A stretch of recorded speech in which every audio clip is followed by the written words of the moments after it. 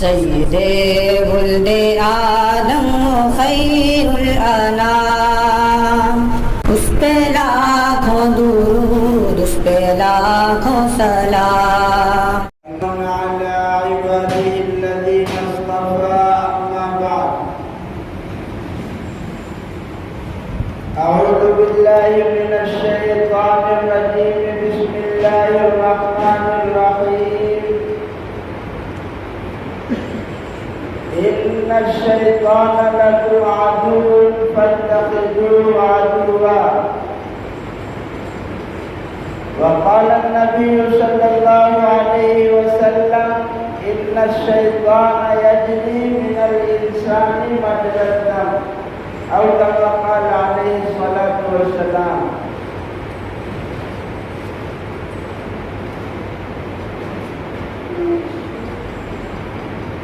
نبی کی راہ سے ہٹ کر جو اپنی راہ چلتے ہیں، نبی کی راہ سے ہٹ کر جو اپنی راہ چلتے ہیں، کبھی توفیق ان کو خیر کی نہیں ہوتی۔ میرے محترم بزرگوں اور دوستوں،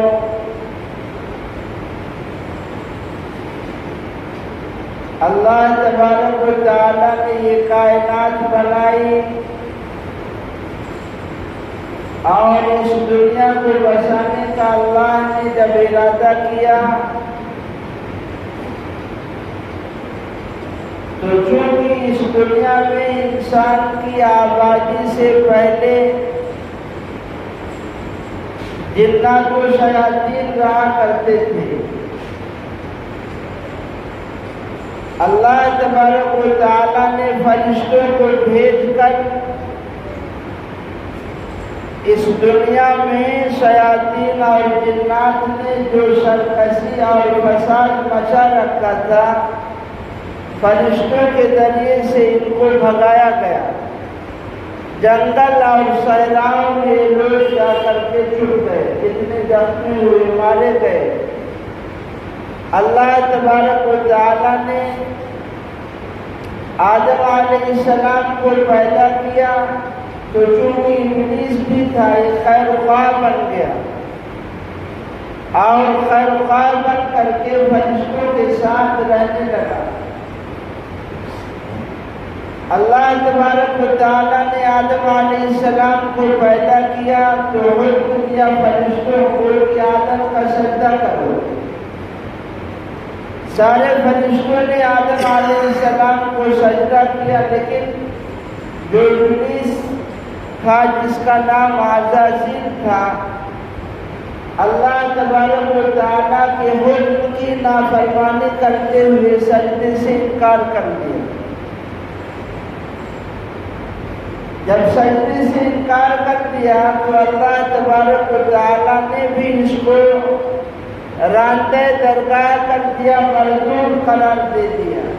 اب اس کے دل میں دشمنی بیٹھ گئی کہ ہم کو جو یہاں سے نکالا گیا ہے اور اللہ کی نظر میں ہم جو مرغوب ٹھہرے ہیں، یہ کس کی وجہ سے؟ آدم علیہ السلام کی وجہ سے، حضرت انسان کی وجہ سے۔ آدم علیہ السلام و حوا علیہ السلام تو جنت میں تھے، یہ شیطان دشمنی رکھا ہوا تھا۔ اب اس نے آدم علیہ السلام کو اور حوا علیہ السلام کو بہکانا شروع کیا اور بالآخر جنت سے نکلوا دیا۔ یہ اللہ تعالیٰ کو منظور تھا، دنیا آباد کرنی تھی۔ جب آدم علیہ السلام جنت سے نکالے گئے تو آدم علیہ السلام کو محسوس ہوا کہ شیطان کے وسوسے سے اور اس کے پھانسے میں پھنسنے سے، اس کے پھندے میں پھنسنے سے ہمیں جنت سے نکالا گیا۔ اس لیے اب آدم علیہ السلام بھی شیطان سے دشمنی کرنے لگے۔ یہ یہاں سے ابتدا ہوتی ہے۔ شیطان اپنے گمان میں یہ سمجھ کر کہ ہم کو جو ذلت و رسوائی ملی ہے آدم علیہ السلام کی وجہ سے، اور آدم علیہ السلام نے جب بعد میں سمجھا کہ ہم کو جو یہاں سے نکالا گیا ہے ابلیس کی وجہ سے، جو یہ دونوں کی دشمنی ہوئی، شیطان انسان سے اور انسان شیطان سے دشمنی کرنے لگے، لیکن کیونکہ وہ جنت ہے وہاں پر تو دشمنی نہیں چلے گی، اس لیے اللہ نے کشتی کا میدان کہاں رکھا؟ دنیا کے اندر۔ اس دنیا میں آ کر کے یہاں کشتی ہوگی، اور یہ کشتی پیدائش سے لے کر موت تک ہوگی۔ اللہ تعالیٰ نے آدم علیہ السلام کو کس سے بنایا؟ مٹی سے، اور شیطان و جنات کو اللہ تعالیٰ نے کس سے بنایا؟ آگ سے۔ تو اب انسان کو اللہ نے بنایا ہے، راستہ دونوں دکھا دیا، یہ خیر کا راستہ ہے، بھلائی کا راستہ ہے، اور یہ شر کا راستہ ہے، جہنم کا راستہ ہے۔ اچھا، شیطان نے بھی وعدہ کیا ہے کہ میں آپ کے بندوں کو گمراہ کروں گا، خیر کے راستے پر بیٹھ کر گمراہ کروں گا، جو نیکی کا راستہ ہوگا وہاں بیٹھ کر میں آپ کے بندوں کو گمراہ کروں گا۔ اللہ تبارک و تعالیٰ نے جب اس کو مردود قرار دیا، اللہ کی نظر میں مبغوض ٹھہرا۔ حضرت جبرائیل علیہ السلام فرماتے ہیں کہ دو لوگ ہیں جو اللہ کی نظر میں بہت مبغوض ٹھہرے ہیں، انسانوں میں سے فرعون گزرا ہے اور جناتوں میں سے شیاطین میں سے ابلیس۔ اب ان دونوں کی جب دشمنی ہوئی تو اللہ تبارک و تعالیٰ سے اس نے حربیں مانگی، کیسے ہم آپ کے بندوں کو پھنسائیں گے، کیسے بہکائیں گے، کیونکہ اس دنیا کے اندر یہ جانتا تھا، فرشتے بھی چونکہ اعتراض کر رہے تھے آدم علیہ السلام کے پیدائش سے پہلے کہ فساد کو لوگ جناتوں کا دیکھ چکے تھے، تو فرشتوں کو یہ لگا تھا کہ انسان بھی جا کر کے فساد مچائیں گے، اس لیے فرشتے کہنے لگے نحن نسبح بک ونقدس لک، ہم آپ کی پاکی اور تسبیح بیان کرتے ہیں، اس مخلوق کو پیدا کرنے کی ضرورت نہیں ہے۔ اللہ نے کیا کہا تھا؟ انی اعلم ما لا تعلمون، تم خاموش رہو، جو چیز مجھے معلوم ہے تم کو نہیں معلوم۔ اللہ تعالیٰ نے ابلیس کو پیدا کیا جو آگ سے بنا ہے، لیکن اب انسانوں کو بہکائے گا کیسے؟ ابلیس بہت بڑا عابد تھا، بہت بڑا عابد بھی تھا اور بہت بڑا عالم بھی تھا۔ اس کو معلوم تھا کہ اللہ تعالیٰ ذاتی دشمنی کا اثر نہیں لیتے، اللہ تعالیٰ پر کوئی چیز اثر نہیں کرتی۔ آئے اس وقت جب اللہ نے اس کو مردود قرار دیا، کہنے لگا یا اللہ مجھے پھر ایسا جان دیجیے میں آپ کے بندوں کو بتاؤں گا۔ اللہ نے ہیرے جواہرات سونے چاندی کے جان دیے، زیادہ خوش نہیں ہوا۔ اللہ نے کانے بتائے ہیرے جواہرات کی، طرح طریقے سے حربیں اللہ تعالیٰ نے دی کہ اس طریقے سے دور فاصلہ، کیونکہ یہ دنیا ہے، یہاں امتحان ہوگا، مومن کا امتحان ہوگا، آزمائش ہوگی، لیکن زیادہ خوش نہیں ہوا، کیوں چڑھایا ہوا تھا۔ اللہ تبارک و تعالیٰ نے پھر عورتوں کو پیش کیا تو ناچنے لگا، بڑا خوش ہوا، ہاں یہ عورت کا جال جو ہے اس سے ہم جو آسانی سے بندوں کو آپ کے پھنسا سکتے ہیں۔ آج دیکھیے دنیا کی کیا حالت ہے۔ حدیث میں فرمایا گیا کہ عورتیں شیطان کی جال ہیں، یہ پھندے ہیں، اس میں اچھے اچھے ولی اور بزرگ کیسے پھنستے ہیں کہ ایسی چیز اللہ تعالیٰ نے بنائی ہے کہ اس کے گالوں کو اور اس کی بناوٹوں کو اور اس کی چمکداری کو دیکھ کر اچھے اچھوں کے منہ سے پانی ٹپکنے لگتے ہیں۔ اس لیے حدیث میں ہے کہ جب ایک مرد اجنبی اور ایک عورت کہیں اکٹھے ہوتے ہیں اس کا تیسرا شیطان ہوتا ہے۔ یہاں خطرہ ہے، اس لیے تنہائی اختیار کرنے سے منع کیا گیا ہے۔ بہرحال اللہ نے یہ جان دے دیا، اللہ نے اس کو طاقت دے دی گمراہ کرنے کی، وسوسہ ڈالنے کی۔ چنانچہ جو جنات ہیں شیاطین ہیں، شیاطین کس کو کہتے ہیں، جنات کس کو کہتے ہیں؟ حضرت شاہ عبدالعزیز محدث دہلوی رحمۃ اللہ علیہ فرماتے ہیں کہ جس کے اندر شرارت زیادہ ہوتی ہے اس کو شیطان کہتے ہیں۔ اور جس کے اندر سے شرارت ختم ہو جاتی ہے اس کو بولتے ہیں پری، اور جس کے اندر زیادہ شرارت نہیں ہوتی ہے، متوسط درجے کی ہوتی ہے، اس کو جنات کہتے ہیں۔ ابھی جنات آگ سے پیدا ہوئے ہیں، لیکن حدیث میں کیا فرمایا؟ ان الشیطان یجری من الانسان مجری الدم، انسان کی جو رگیں ہیں اس میں شیطان دوڑتا ہے۔ اللہ کے نبی جناب محمد رسول اللہ صلی اللہ علیہ وسلم نے ارشاد فرمایا کہ جب بچہ پیدا ہوتا ہے تو ہر انسان کے ساتھ ایک شیطان لگ جاتا ہے اور ایک فرشتہ بھی لگ جاتا ہے۔ فرشتہ جو ہے دائیں طرف ہوتا ہے دل کے، اور شیطان بائیں طرف ہوتا ہے۔ خیر جب آدمی نیکی کا کام کرتا ہے تو یہ سمجھو فرشتے کی طرف سے اس کو بتایا جاتا ہے، اس کو الہام کیا جاتا ہے کہ تم نیکی کا کام کرو۔ اور جب آدمی برائی کرتا ہے تو اس میں اس کے نفس کا بھی اثر ہوتا ہے، لیکن شیطان کا وسوسہ زیادہ ہوتا ہے۔ یہ شیطان کسی بھی لمحے بیٹھتا نہیں ہے، روزانہ اس کی کارگزاری ہوتی ہے۔ حدیث پاک میں جناب رسول اللہ صلی اللہ علیہ وسلم نے ارشاد فرمایا کہ روزانہ صبح کو اس کا تخت پانی پر لگتا ہے، سمندر پر پانی پر اس کا تخت روز صبح کو لگتا ہے، اور وہاں سے جو ہے پھر اس کو اس کے چیلے جو ہے سب کو ادھر ادھر بھیجا جاتا ہے، کارگزاری بھی دی جاتی ہے۔ شام کو بھی اسی طرح تخت لگتا ہے، کارگزاری دی جاتی ہے۔ چیلے اپنا اپنا کارنامہ بیان کرتے ہیں، ہم نے یہ کیا، ہم نے یہ کیا، ہم نے یہ کیا۔ لیکن شیطان کہتا ہے، ابلیس جو ہے یہ کہتا ہے تم نے بہت بڑا تیر نہیں مارا ہے، تم نے کوئی بڑا کام نہیں کیا ہے۔ ایک شیطان چیلا کہتا ہے آ کر کے میں نے دو میاں بیوی میں لڑائی کرا دی، طلاق دلوا دی، لڑائی ہوئی پھر طلاق تک نوبت پہنچ گئی۔ حدیث پاک میں ہے کہ شیطان اس کو اپنے گلے لگاتا ہے، اس کو اپنے گلے لگاتا ہے، اپنی چھاتی سے لگاتا ہے اور شاباشی دیتا ہے۔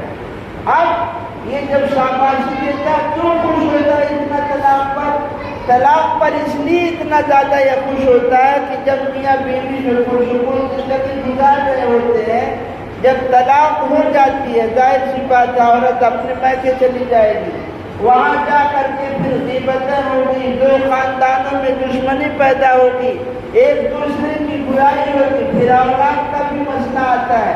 تو ایک طلاق کی وجہ سے کئی ساری جو ہے بیماریاں اور برائیاں جنم لیتی ہے، جو پھر فوقت میں شیطان کا کام بن جاتا ہے۔ اس لیے شیطان بہت زیادہ خوش ہوتا ہے۔ ابھی شیطان دیکھو ہم کس سے بنے ہیں؟ مٹی سے، اور یہ شیطان کس سے بنا ہے؟ آگ سے۔ لیکن کیا حقیقت میں یہ آگ ہے؟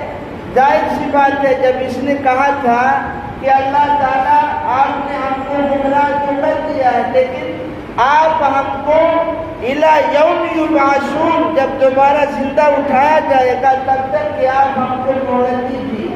تو اللہ تعالیٰ نے کہا، بڑا چلاک تھا یہ، اللہ نے کہا نہیں اس وقت تک مہلت نہیں دیں گے۔ اس لیے نہیں دیں گے، یہ اس لیے مانگا، اس لیے دعا کی اللہ سے کہ تاکہ مجھ پر موت طاری نہ ہو۔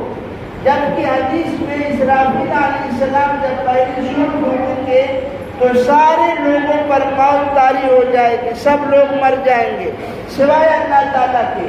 اب شیطان نے کیا مانا تھا کہ جب دوبارہ زندہ اسرافیل علیہ السلام پہلی بار سور پھونکیں گے سب لوگ مر جائیں گے، پھر دوبارہ 40 سال کے بعد سور پھونکا جائے گا تو سب لوگ دوبارہ زندہ ہو جائیں گے۔ تو دوبارہ زندہ ہونے تک شیطان نے مہلت مانگی تھی، بڑا چلاک تھا، اس کو معلوم تھا۔ اللہ نے کیا کہا؟ اللہ ایسا نہیں ہوگا، الا وقت معلوم، متعین وقت تک تم کو مہلت دیں گے۔ پہلی سور جب پھونکی جائے گی تو تم پر بھی موت طاری ہوگی اور تم کو بھی موت کے گھاٹ اتار دیا جائے گا۔ قرآن و حدیث میں بڑا عجیب منظر کھینچا ہے کہ یہ جو سور پھونکا جائے گا بڑا پریشان ہوگا، ادھر ادھر بھاگے گا، لیکن فرشتوں کی پہرہ داری سے یہ باہر نہیں نکل سکتا، اور فرشتے اس کو بھیج دیں گے اور اس پر بھی موت طاری ہو جائے گی۔ لیکن جیسے یہ ہے، یہ بھائی دیکھو شیاطین اور جنات جو ہیں یہ ہر گھر میں رہتے ہیں، ان کا بھی حق ہے، ان کی بھی خوراک جناب رسول اللہ صلی اللہ علیہ وسلم حضرت عبداللہ بن مسعود رضی اللہ عنہ کو لے کر کے گئے، چونکہ جناتوں کے اندر جناب رسول اللہ صلی اللہ علیہ وسلم تبلیغ کرنے کے لیے کئی ایک بار گئے ہیں، تو آپ جب گئے ہیں تو ایک آپ نے دائرہ کھینچا اور اس دائرے میں عبداللہ بن مسعود رضی اللہ عنہ کو کھڑا کر دیا کہ آپ اس دائرے سے باہر نہیں نکلنا، آپ اس دائرے سے باہر نہیں نکلنا۔ پھر آپ صلی اللہ علیہ وسلم تشریف لے گئے اور ان کو سمجھایا بجھایا، ان لوگوں کی فرمائشیں ہوئی کہ ہمیں رہنے کے لیے کیا جگہ ملے گی، تو جو شیاطین ہوتے ہیں ان کی رہنے کی جگہ جناب رسول اللہ صلی اللہ علیہ وسلم نے، اللہ تعالیٰ نے ان کے رہنے کی جگہ بیت الخلاء اور غسل خانہ بنایا ہے۔ کیا بنایا ہے؟ بیت الخلاء اور غسل خانہ۔ لیکن جو اچھے ہوتے ہیں وہ گھروں میں بھی رہتے ہیں، اس لیے جب گھروں میں جنات نے خام خواہی ان کو باہر نہیں نکالنا چاہیے۔ اگر یہ ہے تو رہنے، ہاں اگر شرارت کر رہے ہیں، پریشان کر رہے ہیں، کسی پہ مسلط ہو رہے ہیں، تو انسان ہو یا جنات، پھر اس کا علاج تو ضروری ہے، لیکن جب تک شرارت نہ کرے تو نہیں بنانا چاہیے، اس لیے کہ وہ جنات جو اچھے ہیں نیکی کا جب کام کریں گے تو اس کی خیر و برکت آپ کے گھر میں بھی نازل ہوگی۔ اب ان کی رہنے کی جگہ یہ دی گئی۔ خوراک کا مسئلہ آیا تو آپ صلی اللہ علیہ وسلم نے کہا کہ انسان جو گوشت کھا کر ہڈی پھینک دیتا ہے وہ تمہاری غذا ہوگی، یعنی قدرت کی طرف سے اس پر تمہیں گوشت چڑھا ہوا ملے گا۔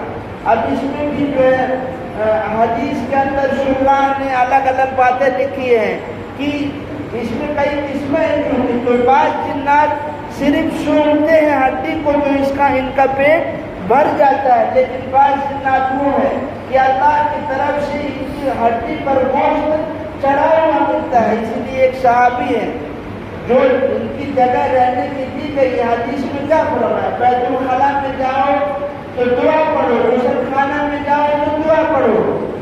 کیوں؟ ایک صحابی حضرت سعد بن عبادہ رضی اللہ عنہ جناب رسول اللہ صلی اللہ علیہ وسلم کی وفات کے بعد یہ ملک شام چلے گئے، اتفاق سے ایک دن غسل خانے میں گئے تو باہر تشریف نہیں لائے، ان کی لاش باہر نکالی گئی، اور جس دن ان کا انتقال ہوا ہے شام کے اندر، اسی دن مدینہ منورہ میں ایک آواز سنی گئی۔ وہ آواز کیا تھی کہ ہم نے سعد بن عبادہ کو تیر سے مارا ہے اور ایسا نشانہ سادہ ہے کہ جو ان کے دل کو عطا نہیں کیا، یعنی تیر لگا اور یہ مر گئے۔ حضرت سعد بن عبادہ رضی اللہ عنہ، یہ اب جب لوگوں نے دیکھا آواز کہاں سے آ رہی پتہ نہیں چلا، معلوم ہوا یہ جناتوں کی آواز تھی۔ جب آدمی دعا پڑھ کر نہیں جائے گا تو خطرہ ہو سکتا ہے۔ غزوہ خندق کا موقع ہے، یہ اس لیے بتا رہا ہوں کہ آج کل بہت زیادہ خرافاتیں ہو رہی ہیں۔ ابھی ہم آگے کرتب کے اوپر، جادو کے اوپر، نظر کے اوپر اور گھر کا جو حساب کرتے ہیں ان تمام چیزوں کے اوپر ہم آئندہ گفتگو کریں گے۔ ابھی ہم جنات کے بارے میں بتا رہے ہیں۔ غزوہ خندق کا موقع ہے، ایک نوجوان صحابی جو ہے جناب رسول شادی ہوئی ہے، جناب رسول اللہ صلی اللہ علیہ وسلم سے اجازت لے کر کے شام کو گھر چلے جاتے تھے اور صبح کو پھر آ کر جہاد میں شامل ہو جاتے تھے۔ ایک بار جب گھر گئے ہیں تو کیا دیکھ، مسلم شریف کی روایت ہے، کیا دیکھتے ہیں کہ ان کی اہلیہ دروازے پر کھڑی ہوئی ہے، تو ان کو غیرت ہوئی کہ میری بیوی دروازے پہ کھڑی ہے، تو غصہ سے خنجر انہوں نے نکالا جو تلوار تھی مارنے کے لیے، یعنی غصہ اتارنے کے، ناراض تھے کیونکہ دروازے پر، تو بیوی نے کہا آپ اپنا ہتھیار اندر رکھیے، مسئلہ یہ پہلے گھر میں جا کر کے دیکھیے۔ تو جب یہ صاحب گھر تھے تو وہاں ایک سانپ تھا، تو انہوں نے اپنے خنجر سے فوراً سانپ پر حملہ کر دیا، تو جیسے سانپ پر حملہ کیا اور اس کو گاڑ دیا زمین پر، لیکن یہ سانپ جو ہے تڑپ کر کے ان پر حملہ کر دیا، یہ جو نوجوان تھی ان پر حملہ کر دیا۔ لکھتے ہیں کہ یہ نہیں پتہ چلا موت پہلے کس کی ہوئی، وہ سانپ پہلے مرا یا یہ صحابی پہلے مری، یہ جو جنات کو سانپ کو مارے تھے۔ جناب رسول اللہ صلی اللہ علیہ وسلم کو جب خبر ملی تو اللہ کے نبی صلی اللہ علیہ وسلم نے ارشاد فرمایا، مدینہ کے گھروں میں مدینہ منورہ میں جو گھر ہے یہاں جنات رہتے ہیں، اس لیے آپ نے ارشاد فرمایا اگر سانپ نظر آئے تو اسے 3 مرتبہ مہلت دو یا 3 دن تک مہلت دو، اس کے اوپر تنگی اختیار کرو کہ وہ یہاں سے چلا جائے۔ اگر نہیں جاتا ہے تو پھر 3 مرتبہ کہنے کے بعد یا 3 دن اس کو چھوٹ دینے کے بعد اس سانپ کو مار دینا چاہیے۔ یہ ہر شکل اختیار کر سکتا ہے، شیاطین جو ہوتے ہیں یہ ہر شکل اختیار کر سکتے ہیں، صرف پیغمبر کی شکل نہیں اختیار کر سکتے، بلکہ ہر کوئی شکل اختیار کر سکتے ہیں۔ یہ انسانی شکل میں آتے ہیں، اور یہ ایسا نہیں ہے کہ یہ جنات آگ سے بنے ہیں تو یہ جنات ہی، ہم مٹی سے بنے ہیں، ان کو آگ کا عذاب دیا جائے گا۔ جنات کو، شیاطین کو جو لوگ ایمان نہیں لائیں گے ان کو آگ کا عذاب دیا جائے گا۔ اب سوال یہ ہوتا ہے کہ جب آگ کا عذاب دیا جائے گا تو آگ ان کے اوپر اثر کیسے کرے گی؟ جب یہ آگ سے پیدا ہوئے ہیں تو ان کے اوپر آگ اثر کیسے کرے گی؟ تو اس کا جواب یہ ہے ہم مٹی سے پیدا ہوئے، لیکن اگر کوئی ڈھیلا مارے گا تب تکلیف ہوگی کہ نہیں ہوگی؟ اب کوئی بڑا پتھر اگر مار دیا تو گئے کام سے۔ تو یہ جنات آگ سے پیدا ہوئے، لیکن وہ آگ جس سے پیدا ہوئے وہ آگ اب نہیں ہے، وہ آگ اب نہیں ہے۔ اس لیے نہیں ہے، جناب رسول اللہ صلی اللہ علیہ وسلم ایک مرتبہ نماز پڑھا رہے ہیں اور نماز پڑھاتے ہوئے آپ صلی اللہ علیہ وسلم نے 3 مرتبہ تعاوذ پڑھا، 3 مرتبہ آپ نے تعاوذ پڑھا، اور اس کے بعد پھر آپ نے ہاتھ اپنا آگے بڑھایا۔ نماز کے بعد صحابہ نے سوال کیا، یا رسول اللہ آج ہم نے آپ سے ایسی چیز دیکھی جو اس سے پہلے نہیں دیکھے۔ تو اللہ کے نبی صلی اللہ علیہ وسلم نے ارشاد فرمایا، شیطان آیا تھا آگ کا انگارہ لے کر، یہ میرے چہرے پر پھینکنا چاہتا تھا، میں نے 3 مرتبہ تعاوذ پڑھا لیکن یہ پیچھے نہیں ہٹا، پھر میں نے اس کا گلا دبا دیا، جب اس کا میں نے گلا پکڑا تو منہ سے راڑ ٹپکنے لگی، تھوک نکلنے لگا، لیکن میں اس کو چھوڑ دیا۔ اس لیے چھوڑ دیا کہ حضرت سلیمان علیہ السلام نے دعا کی تھی، اللہ ہمیں ایسی بادشاہت عطا فرما جو کسی کو نہ ملے۔ تو حضرت سلیمان کی دعا کی وجہ سے اللہ کے نبی نے چھوڑ دیا کہ میرے بھائی سلیمان نے یہ دعا کی تھی، ورنہ آپ صلی اللہ علیہ وسلم کو پورا اختیار تھا ان کو پکڑنے پر، قبضہ کرنے پر، آپ نے دبایا بھی تھا جس سے اس کی تھوک اور لاڑ ٹپکنے لگی۔ تو یہ شیطان جو ہے کسی بھی لمحے انسان سے کافی نہیں ہے، جب سے پیدا ہوا برابر یہ محنت کر رہا ہے۔ ہم کیا ہے، اللہ تعالیٰ نے قرآن میں جگہ جگہ ارشاد فرمایا ہے، ان الشیطان لکم عدو فاتخذوہ عدوا، کہ جب شیطان تمہارا دشمن ہے تو اس کو دشمن نہیں سمجھو۔ یہ ڈرتا کس سے ہے؟ یہ تمہاری تندرستی سے اور تمہارے ہتھیار سے نہیں ڈرتا ہے، یہ ڈرتا ہے اللہ کے ذکر سے۔ کس سے ڈرتا ہے؟ اللہ کے ذکر سے۔ اس لیے جتنا اللہ کا ذکر کرو گے اور گھروں کا ماحول صحیح رکھو گے، گھروں میں تصویر نہیں ہوگی، ٹی وی نہیں ہوگی، کیسٹر نہیں ہوگی، تو پھر یہاں پر اچھے لوگ رہیں گے۔ اور اگر تم نے یہ سب کیا تو پھر ظاہر سی بات ہے جو رحمانی نظام ہے وہ کمزور پڑ جائے گا، پھر تم شیطان کے شکار ہو جاؤ۔ آج دیکھو گھر گھر آسے بھی ہے، گھر گھر آسے بھی ہے، کرتب ہے، کرتب جنات بھی کر سکتے ہیں، جادو بھی کر سکتے ہیں جنات، یہ تمام چیزیں۔ اب اس سے حفاظت کیا ہوگی؟ حفاظت اس سے کیسے ہوگی؟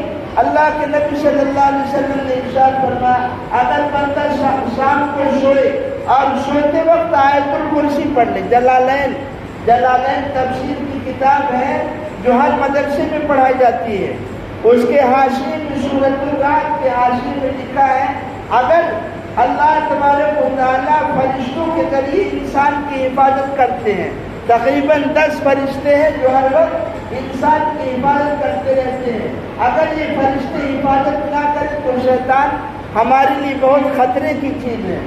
لیکن جب آدمی دین سے دور ہوتا ہے تو اللہ کا جو یہ سسٹم ہے، نظام ہے، یہ کمزور پڑ جاتا ہے، پھر آدمی جو ہے شیطان کا شکار ہو جاتا ہے۔ اب بتائیے شام کو آدمی سویا، شام کو جیسے ہی آدمی بستر پر لیٹتا ہے سونے کے لیے، فرشتہ فوراً آ کے 3 گرہ لگاتا ہے، 3 گرے اس کا منتر ہے، سو آرام سے سو بیٹا، رات لمبی ہے، 3 گرے لگاتا ہے۔ اب یہ 3 گرے لگ جاتی ہے، اگر آدمی سویرے اٹھتا ہے فجر سے پہلے ہے اور آدمی دعا پڑھتا ہے، 1 گرے کھل جاتی ہے، وضو کرتا ہے، دوسری گرے کھل جاتی ہے، سنت پڑھتا ہے، تیسری گرے کھل جاتی ہے۔ اب دن بھر اس کے بدن میں پھرتی ہوگی، اس کے بدن میں پھرتی ہوگی، چاشنی ہوگی، ایک دم چوکنا رہے گا، سستی نہیں ہوگی، کاہلی نہیں ہوگی۔ لیکن اب اگر آدمی اٹھتا ہے فجر کے بعد اٹھتا ہے، مانوسیت چھائی رہتی ہے، کہیں بدن ٹوٹ رہی ہے، کہیں کس کا اثر ہے؟ شیطان کا اثر۔ اس نے جو گرے لگایا ہے، ایک بھی نہیں گرے کھلی، جب ایک بھی گرہ نہیں کھلے گی تو دن بھر بدن ٹوٹے گا، دن بھر سستی اور کاہلی ہوگی۔ لیکن اگر آدمی ہمت کر کے اٹھ جاتا ہے، تینوں گرہ کھل جاتی ہے۔ بتائیے حدیث میں ہے جب اس کو کوئی جگہ نہیں ملتی تو انسان کے ناک کے پاسے میں رات گزارتا ہے۔ اس لیے حدیث میں فرمایا خوب اچھی طریقے سے ناک جھاڑو، خوب اچھی طریقے سے ناک جھاڑو، اس لیے کہ یہاں پر جو ہے اس نے گندگی مچا رکھی ہے، پاخانہ پیشاب یہ کر دیتا ہے۔ بتائیے آدمی اگر سویا رہا، بخاری شریف کی روایت ہے کہ انسان کے کان میں شیطان پیشاب کر دیتا ہے۔ جب سویرے نہیں اٹھو گے تو کیا ہوگا؟ چاٹو پیشاب، کھاؤ اس کا پاخانہ اور پیو اس کا پیشاب، تم کو کون منع کرتا ہے؟ جہاں جگہ جگہ قرآن میں اللہ نے آگاہ کیا ہو کہ یہ تمہارا دشمن ہے، اسے دشمن ہی سمجھو، تو ظاہر سی بات ہمیں دعاؤں کے ذریعے اس سے ڈرتا ہے۔ 3 شکلیں ہیں، وقت ہو گیا ہے۔ حضرت مفتی محمود حسن گنگوہی رحمۃ اللہ علیہ لکھتے ہیں کہ دیکھو ایک بلڈنگ ہے، مالک مکان اس میں رہتا ہے، تم اس سے ملنے کے لیے گئے، وہاں پر کتا ایک باندھا ہوا ہے گیٹ پر، اب وہ کتا بھونکتا ہے، وہ کتا بھونکتا ہے، لیکن اب یہاں 3 شکلیں ہیں، یا تو تم اس کتے سے مقابلہ کر کے اندر جاؤ، ظاہر سی بات ہے اس میں خطرہ ہے۔ دوسری شکل یہ ہے کہ تم واپس چلے جاؤ کتے کے بھونکنے کی وجہ سے، اگر واپس چلے جاؤ تو تمہارا مقصد نہیں ملے گا۔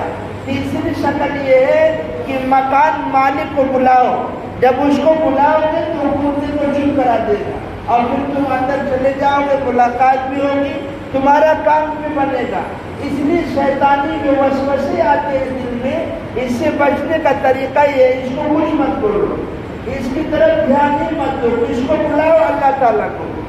اللہ تعالیٰ کو جب بلاؤ گے تو پھر اللہ تعالیٰ اپنی پناہ میں لے لیں گے اور شیطان کے وسوسے سے اور اس کے مکر سے بچنا آسان ہو جائے گا۔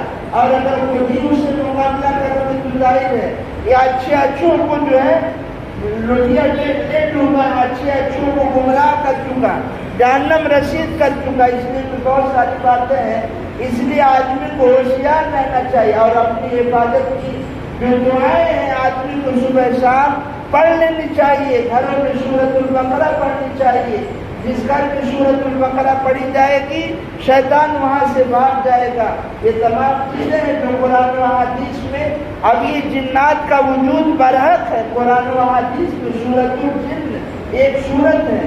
اب جو آدمی جنات کا انکار کرے گا وہ اسلام سے خارج ہو جائے گا، وہ مسلمان نہیں رہے گا۔ جنات کا وجود برحق ہے، اس کو ماننا فرض ہے۔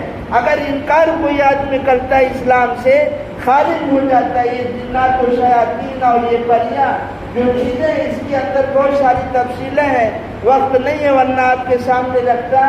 اب آئندہ ہفتے ہم جادو، کرتب، نظر، یہ تمام کی حقیقت